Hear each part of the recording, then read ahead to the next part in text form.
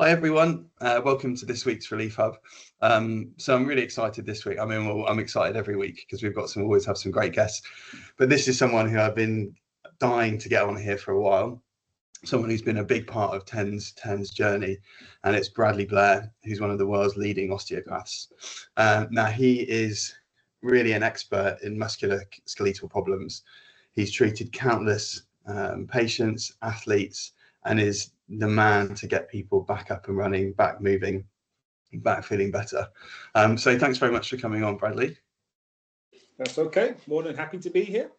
Perfect. So I think we're just going to start with, for those people who, don't know, what is osteopathy and what are the kind of benefits that people can see when they would come and see someone like you? So the benefits of osteopathy. So when someone comes in to see me and have never seen an osteopath before, what I usually do, I say, this is the first time you visit an osteopath, and they will say yes. And I said, do you know what I do? And it's like, no, I'm not. They always say, I don't know what you do. And I say, right. So I just basically, to keep it nice and simple, I specialize treating muscle and joint pain. And how I go about doing that, I take a case history, ask them about obviously why they're here, what's hurting them. And when I've done that, I will do a examination, and generally from my examination, I will give them treatment. And treatment can consist of soft tissue techniques, manipulation, and obviously I use a bit of dry needling as well, just to get help with the overall healing process. And how I always explain to patients, I always say to them, right, so there's three things that are probably a little bit annoyed at the moment. So your muscles are feeling restricted, your joints are feeling restricted, and your nerves are feeling a bit sensitive. So that's your pain perception. So if I treat all the three things, generally most people get better. Sometimes it takes a little while, sometimes it's not long at all, but always when I explain what I do as an osteopath, I just try and just keep it really simple. I just say I treat muscle and joint pain, because people do get confused. They like saying, so what's a physio do then? What's a chiropractor do? And I just genuinely say, well, I say, right, I'm going to generalize, but again, there's a lot of crossover between what a physio does, what I do as an osteopath, and what a chiropractor does. So chiropractors tend to do more joint manipulation, but they might do some soft tissue work, they might do some dry needling. All depends on the person you see. Physio is generally more exercise based, and some don't really do any hands-on work at all. And I just say, right, and again, but you could go and see a physio and they could do some dry needling, they could do some manipulation and soft tissue work, and and then that's why people are confused. But I always generally say to people, it's generally the person you see that makes it different. Because as I say, there's such a crossover in what we do. And so I always try and I just keep it simple with them. I say osteopaths, we tend to do a lot of hands-on work. I like doing a lot of manual therapy. And because I know what I do helps people and it works. But there are people out there that saying, oh, it's a temporary fix, it's doesn't work, it doesn't do what it says it does. But for me, you've followed me long enough now, I just keep it really simple. Yeah. I don't mess about. I don't dress it up. I don't dress it up. I don't say this anything. I just say this is what's happening, and most people will understand what I'm trying to do, and to keep it simple. I don't like say I'm doing all these amazing things when I'm not. I'm just basically what I'm trying to do is get that nervous system to calm down so people can feel a little bit less painful, and they will give that confidence to move really. And that's what I do. I'm very, that's like when I see patients for the first time, I just want to, just make them feel comfortable. A lot of time people are very scared. They think it's going to hurt. I'm going to hurt them, and I'm like, no, I'm not here to hurt you. I'm here to help you. You're in pain already. I said, yeah, sorry, yeah. No, I was going to say, I think that you bang on with those, keeping it simple, because often these things can be shrouded in mystery. and so these three things, I'm gonna help your muscles, I'm gonna help your joints, and I'm gonna help your nervous system. I think that's fantastic, because I think a lot of people have misconceptions about osteopathy, osteopaths. As you say, people are coming in scared. So what are some of those misconceptions, and can we sort of dispel them for the wider world? Yeah, so misconceptions is one of the big misconceptions about what osteopaths do is we just treat backs, which is we do treat backs, I'm not going to lie, but we do treat all the other parts of the body. Any joint-related part of the body, an osteopath would treat. But a big bulk of my work personally is lower back issues. But people come in, like I had someone in today, had a wrist problem, elbow problem.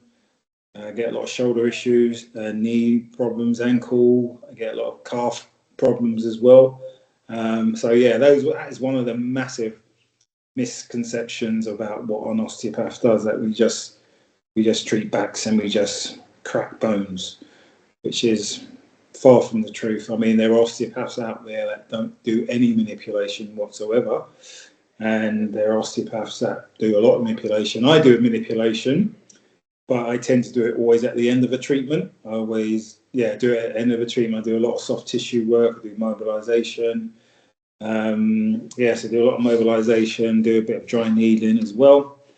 And at the end, and I say, right, this is the bit. So when I say to them, I say, right, the massage, the gentle, all the soft tissue work is the muscles.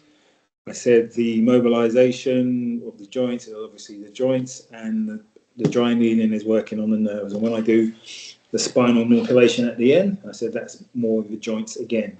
So as I say, if we treat all those three things, generally people get better. And that's, as I say, again, when they come in, they're like, oh, right, okay, you guys do a lot, because sometimes when people go and see a chiropractor, like, again, not having to go at any chiropractors here, but sometimes the people that come in, especially where I'm in New Zealand, like all the chiropractor does is manipulation and don't do anything else. And they get about 10 minutes of treatment, and a lot of the patients go away thinking, what have I just paid for? So they get a lot more time. They get a lot more time with us, because I'm half an hour my treatments. My colleague, he started in New Zealand, so he's been an osteopath for 18 years, like myself. In 18 years, where he's built up a very big clientele, and he does 20-minute sessions. And people might say, oh, 20 minutes or half an hour, is that not enough? It is. If you know what you're doing, you can be very effective in a half an hour or 20 minutes, as long as you know what you're doing, and that all comes with down to experience. So again, I'd say that is one of the misconceptions of osteopathy, is people just think we crack backs, which is not true. And then how did you, I'm always fascinated to know about people's careers, and how did you get into this business? Like what was your journey to where you are today? So it's a very interesting journey. So before I became an osteopath, I had various different jobs, worked in retail, and then after that I became a doorman, bouncer, working in the nightclubs in London. And where did you work? Where did you work? Where? I worked around Soho. I worked in Soho. Yeah. And worked in loads of different places around in Soho. And so I remember when I first started, I think I was about a doorman for about 6 months. And there was a guy there, and he was like, oh, how long have you been working on the door then? And I went, yeah, 6 months. And he went, oh, I've been doing this 20 years. I went, all right, okay. And he was 40 years old. And he'd been doing it since he was 20. And I remember I had this rush of fear that came over me, thinking, I don't want to be 40 years old and still standing on the door dealing with drunk people and idiots. So I was like, no. And I had no idea what I wanted to do. I had literally no clue. But I knew I needed to do something that was something I could feel proud about, and I don't know, feel proud about. So one night a film came on called Regarding Henry, and basically, I'll make it short, but Harrison Ford plays the main character in the film. He gets shot, and he wakes up, can't walk, can't talk, and he goes through rehab. And the person who rehabbed him in the film, they become good friends. And there was a scene where they're sitting down chatting away. The guy who played the physical therapist, he was telling him why he became a physical therapist. And there was a scene where he said, "I could be good at that." As soon as he said that in the film, I was like, I could be good at doing something like that. So I looked into physiotherapy first, and then didn't get through with that because they asked me to do a year in chemistry because they wanted to see if I was committed to being a physio. And I went, why would I want to do a year in chemistry? And it was like, well, I just want to see you committed. And I said, I have no interest in chemistry. So I was like, no, I'm not interested. So I looked into osteopathy, and I looked right up my street. So I went to a few colleges for an open day. And I eventually chose the one I went to, which is a College of Osteopaths in London. And that was a 5-year part-time course. And I never looked back. And I'm glad I made a choice. But that's how I got into becoming an osteopath. Yeah, it wasn't down to me going to an osteopath and being treated with an injury. I already knew about osteopaths, but it was that film that inspired me to go off and become an osteopath. And 18 years on, I'm still doing it.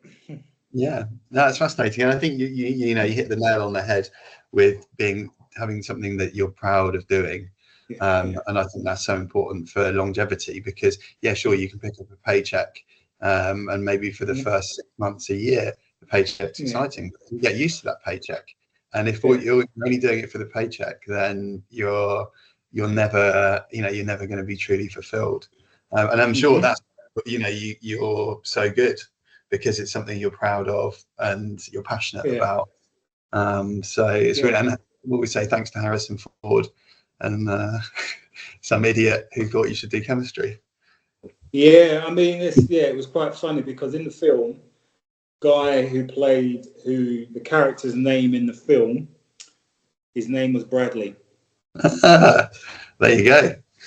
His name was Bradley. His name was Bradley. So that was like, if that's not a sign, I don't know what is. It was his name was Bradley in the film. So if you ever get a chance to watch it, give it a watch. No, I will now, definitely, for sure. And then also what I would sort of be quite interested to know, so I understand you've worked all over the world, you're in New Zealand now. How have you found patients different? Have you found operating or working conditions different, or how the osteopaths work? Like how's that been working in different locations?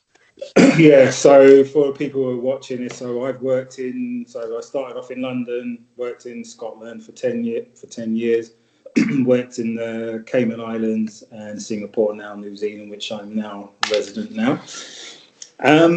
So like in the UK, it's the UK and New Zealand are quite similar, as in the people that you see. But I see in where I'm working now, I see a lot of people that are from the Indian community. A lot of my patients are from the Indian community, but that's, I would say, there's only really massive change that I see. When I worked in the Cayman Islands, which was a bit of a nightmare, the culture there was all very chiropractic and physiotherapy, and it was all done on insurance, which did my head in, because everything they basically told you how much you could charge people, which was like, what? Like, everything was generally done on insurance. It was like crazy. So I didn't enjoy that at all, because sometimes people who didn't have very good insurance may have like about 2 sessions that it would pay for, and after that they're like, I don't have the money to pay you because I don't have the money, because they couldn't afford it. So that was very frustrating for me, and obviously I didn't work there for very long. And when I worked in Singapore, again, the big thing out there was chiropractic and physiotherapy, and osteopaths were not really known there. And when I was there, osteopathy was not regulated, just not regulated over there. So literally, a massage therapist could do a massage course and call himself an osteopath. Wow. And there will be no combat. There will be no comeback. There's no regulation there whatsoever. That's surprising. So that was very, yeah. I would have thought, somewhere like that, it would be pretty regulation heavy. No, it's not. On physio, it is. I think chiropractic is, but osteopathy, it wasn't regulated. And everyone was, most people were into more. So I would say most of the people in Chinese medicine, I would say chiropractic and physio.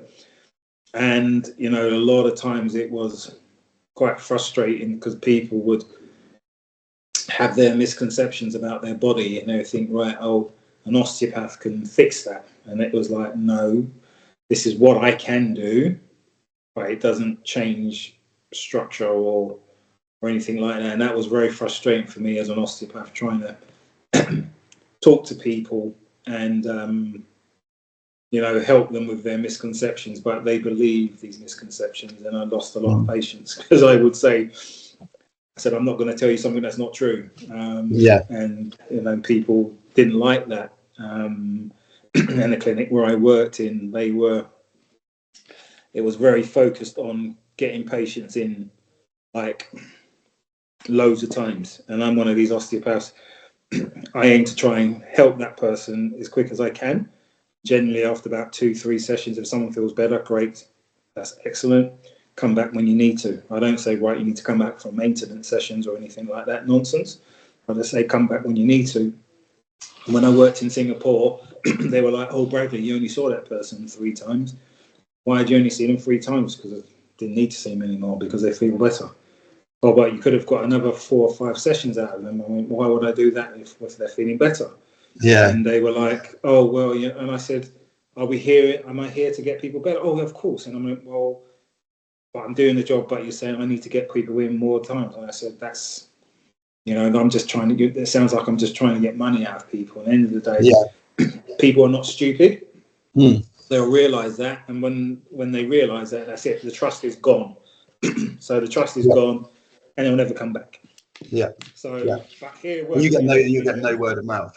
There's no, they're not going to recommend them to you. Their friends are going to be, I went to see that guy and he just, ripped me off. Like, so it's just it's frustrating when people operate like that in business. It's so short term in its outlook. And I can't stand that. It really does my head in because it's where I work in New Zealand. I get a lot of patients who come in to see me. And I've only been there just over a year and I'm getting a lot of word of mouth. And I get a lot of people come in. I said, I used to see so-and-so. And all they did is wanted to get me in. And I said, did you get any benefit? I didn't get any benefit. I didn't, I'm like, so how many sessions did you have? Oh, I had 12 sessions and I had no pain relief. 12 sessions and no pain relief. I'm like, wow, that's just shocking. So we get a lot of that there. So I would say we get a lot of people in that are very unhappy with who they've gone to. And then they will come and see myself or the other osteopath, and then we get good results for the patients that we see, and that's why we're so busy. We get a lot of recommendations, and which is great. If they want to do rubbish work, then we get more work. Happy days. It plays into your hands. So I'm just going to move on a little bit now to Tend. And what I'm fascinated to know is sort of how you found out about it, because from my side, it was about a year ago. We've sort of been going for about a year, and we were just trying to make sure that we're getting really good professional people using it. And then our Instagram just went wild. And people were saying, "Oh, you're working with Bradley Blair. You're working with Bradley Blair. Like, he's an expert. Well done. Like, well done for working with him." And I'd be honest, I didn't know who you were. Like, and I actually at that stage, because this has been the great thing about Tend is, I'm sure I've told you the story, right? It started life as something that was going to help footballers with tendinopathy.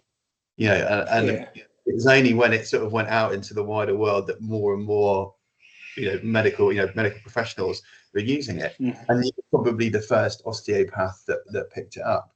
So I'd love to know how you found it, and then a bit about how you use it and how you've adopted it.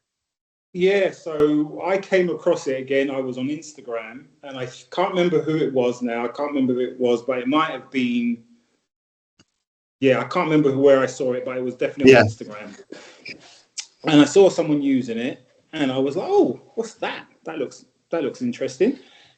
So I reached out, and I think obviously I reached out to you because obviously there was a credit in there who it was, who the tool was, and I said, interested in this tool, and I think you got back to me, and I said, I'm just about to move. I'm about to move. I remember. I said, I'm just about to move to New Zealand. So I said, not in a moment. So when I got myself set, I think you contacted me, and I said, I'm back. I'm in New Zealand now. Here I am. And you sent me the tools, and I started using them literally straight away. And I use it for various different things, and I use it for like neck pain, literally loads of different things I've used it for, and I found it to be really useful. It's really easy to use. I tend to use the Focus a lot more because I just like the size of it. It's because it just fits into my hand, even though like I use a Deep as well, but my preference is the Focus. I just like it. It's just the size of it. I like the little tip on it, and I like the smooth edge ones you've got as well. So I like using those ones as well, and I use that a lot again for lower back issues as well. I use it for knee issues as well. I use it for a lot of Achilles issues as well, and it's just a really nice tool because sometimes I get patients in who can't stand needles. They're really scared, so I don't want to do anything that stresses out the patient. So I'll say to them, right, okay, and I'll say, are you okay with needles? And they're like, no, I don't like needles. And they're like, right, okay, I'm going to use this. So I tell them what it is, and they say, oh, that feels okay, and that feels all right, and then generally feel a little bit better. So it's a combination of my soft tissue work. I'll do my mobilization, and I might use, sometimes I'll use a 10 machine, and it's just a nice, it's a nice treatment option to have. And as I say, all my patients that I use it on, they're like all very happy with that when I use it, and it's been a great tool to my treatments. Great. And then just sort of to dig in a bit more on that, because people always hear me telling everyone why it's so good and why it works. But it'd be interesting if you could just maybe in your words sum up why is it that Tend is good, and why does it work in your opinion? So what it does, what I do as an osteopath, so I do my best there's various ways I can try and relax the nervous system. And generally, when you put something on someone's skin and muscles, and it's a vibration, and it's a nice vibration, what the body will do is think, right, okay, is this a threat? Generally, it will say, no, this is not a threat. And generally, after a few seconds, or even sometimes a little bit longer than that, the muscles and the joints and everything just starts to relax. So you're just doing your best to just use those mechanic receptors to calm down, to modulate pain. And for me, it's a really great way of doing that, because because like I do have a Theragun, and I do use that on not everyone, because some people can't handle Theragun even at the lowest setting. And when I use the Tend, because it's the way it's done, the focus vibration, anyone can I can use it on anyone. Sometimes I use it on the kids that I see as well, like children I see. Like I had an 11-year-old in, and he had a problem with his shoulder and his neck, and he saw the previous osteopath, and he was scared. He didn't want to go and see him because he was worried about the needles, So I literally had to coax him in, sat him down with his mum, and I just said, look, I'm not here to hurt you. here to help you. So I said, look, I'm not going to do anything you don't want me to do. So I got the tent out. He had a really nice big trigger point in his upper trapezius.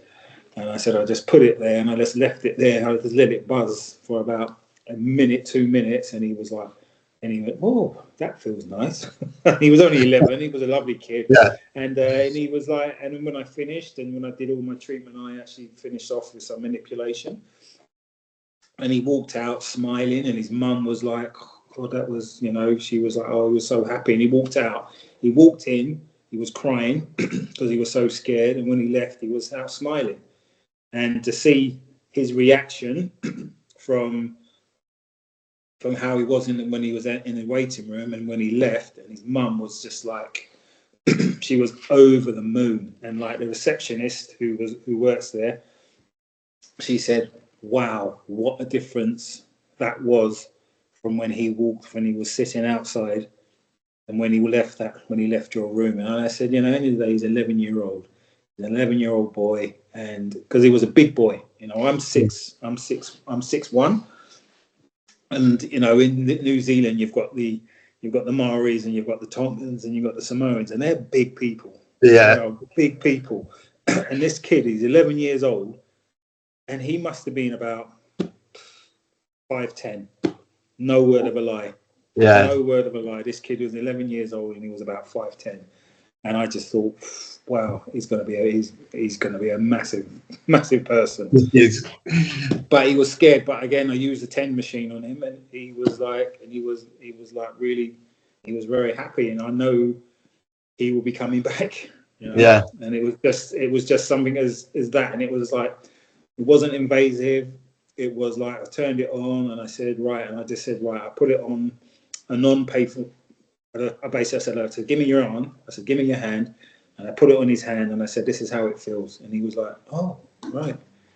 And he was like, oh, it doesn't hurt. And I went, no, it's not meant to hurt. So again, it just calms down the nervous system. And when I put it on that area, it did the trick, and he left very happy. Perfect. And that, what, I'm just going to say that's what a great story, and I'm going to call it a day with the podcast, because what a great story to finish on. And it's just making people happy, right? Solving problems, making people move better. Exactly. Keep it simple. No Yeah. need to fuss about, make it difficult, complicate things like people do. There's a lot of people on social media making things very complicated. Yeah. And I just can't be bothered with it. I just think, right, this is what I'm aiming to do. That's it. No fluff, no faff, just that, right, this is what I'm aiming to do. Try and improve blood flow, get the nerves to calm down, get those joints moving better, get those muscles relaxed. Done. Perfect. Great. Yeah. Well, you do yourself down. It's not that easy. Not very few people as good as you. So, but yeah, thanks so much for coming on and chatting. It's fascinating, really good to chat. And look forward to working together. We've got some new products coming out that I think are winging their way to you. So it'd be good to get your feedback on that. Okay. I look forward to that. Yeah. And we'll chat soon. Okay then. Nice thanks, Will.